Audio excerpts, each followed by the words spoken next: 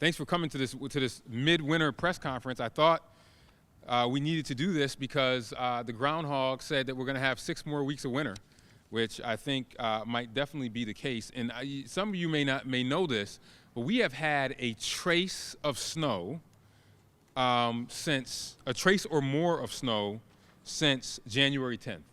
So for the last month, we have had a trace or more of snow since then.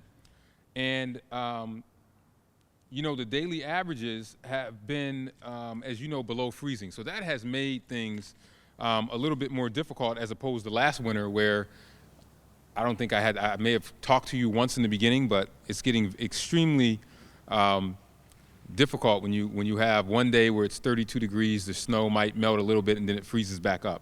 So I thank you all for coming here in the cold. I'm here with Karen St. Aubin, our Director of Operations, and our Acting Commissioner of Department of Environmental Services might be joining us shortly.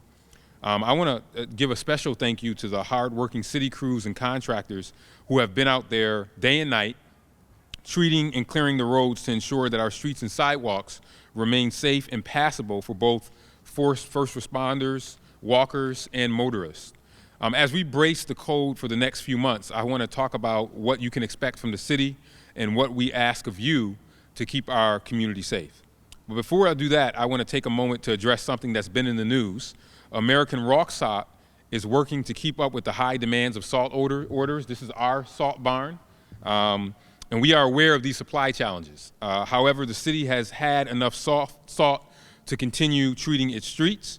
Our operations director, Karen St. Aubin, has been in close communication with our supplier, and they have assured us that they will continue to receive orders. And we will continue to monitor the situation and keep you informed if there are any changes, but we always have our plan B, and we are prepared to look for alternatives if in fact we run into a challenge where we might be short on salt.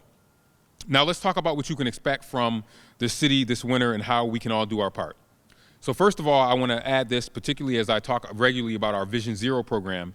It is critical that drivers slow down and adjust their driving habits to weather and road conditions.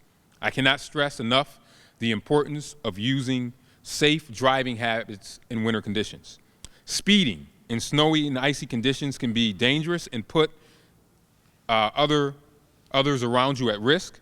Give yourself extra time to get to where you're going, and be mindful of pedestrians. A quarter, that's 25%, of city residents walk or use public transportation. We need to look out for them. Use caution and be patient. When driving, maintain a safe following distance. What does that defensive driving manual say? It says at least 3 seconds of space between you and the car in front of you. So imagine on a slippery road, you need even more time to stop. And also, I cannot stress this enough, we saw this recently. As you know, we had one of our snow plow drivers that was hit. Please, please don't pass snow plows or salt trucks on the road. Please don't. Give them plenty of room to operate. These enormous vehicles have blind spots, so please give them space they need to clear our streets safely and effectively. A lot of people have questions about our process of snow removal. So main roads are continuously plowed and treated with salt, particularly near schools, bus routes, bridges, and hills. Residential streets are plowed when 3 inches of snow has fallen. As for sidewalks, we will clear residential sidewalks after 4 inches of snow.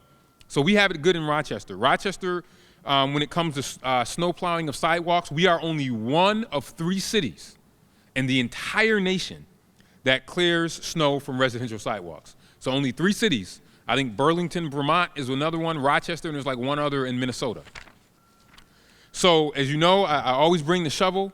And we all have a responsibility when it comes to winter safety. So residents, please remember to clear sidewalks in front of your homes and businesses. It's actually required by city code.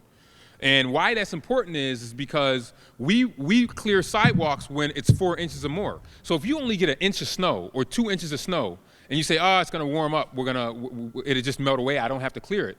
That hasn't been the case with this weather that we've been seeing, because you might get 32 degrees one day, but then within a couple of hours later, it's below 32, and that snow that you thought was gonna melt, it turns to ice. And then because we've gotten, at least since January 10th, a trace of snow or more, you get that ice and then you get that snow on top of it. So it is very, very incumbent upon businesses and residents to make sure that you shovel the snow in front of your home, even if it's only an inch, or even if it's only 2 inches. So as State Farm says, be a good neighbor. Like a good neighbor, State Farm is there. We want you to make sure you are a good neighbor. If you have a neighbor that is unable to shovel, please consider helping them out, and also continue to look at the fire hydrants that might be in front of your house to also shovel those out. Also, please do not shovel or plow snow from private property into the streets or sidewalks. It is not only unsafe, it is also illegal. Another issue that comes up when snow falls is on-street parking. I want to remind everyone that following alternate side parking rules is critical during the winter. Just one car parked on the wrong side of the street can prevent plows from doing their job. I saw this the other day. One side of the street was just about all done, it was plowed, but then there was snow that was backed up to the curb because the plow could not get around it. And we don't want to have to tow cars in order to make sure we can plow the snow. So move your vehicle on time so our streets can be cleared efficiently. Many of our streets were designed at a time when we didn't have large snow removal equipment, so obeying parking rules is especially important on our narrow streets. Also, we have a very helpful online tool called Plow Tracks that shows the location of snow plows in real time. And you can check to see where the plows are and if your street has been plowed. So check out that great app. You can get it on your phone, but you also can get it at the city's website. All this information and parking rules and a full snow removal plan and more is on the city's website at cityofrochester.gov/rocksnow. That's cityofrochester.gov/rocksnow. And I urge everyone to go to the site and learn more about the process and procedures for removing snow and ice. We also use that page to provide updates during snow and weather emergencies. And don't forget that residents can call 311 for non-emergency city service requests, including questions about plowing or reporting a street that has yet to be cleared after service has passed through.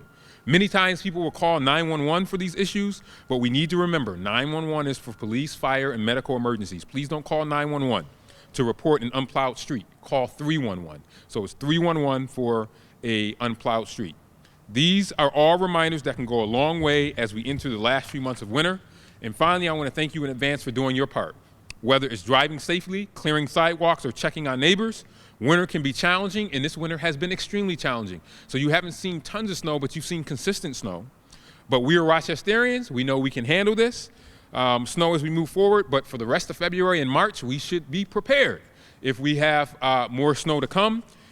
We feel for individuals that are that are struggling with salt right now. Luckily, we're not in that situation, but we are prepared if that does happen. And with that, it's cold, so I want to wrap this up, and I will take any questions that you might have.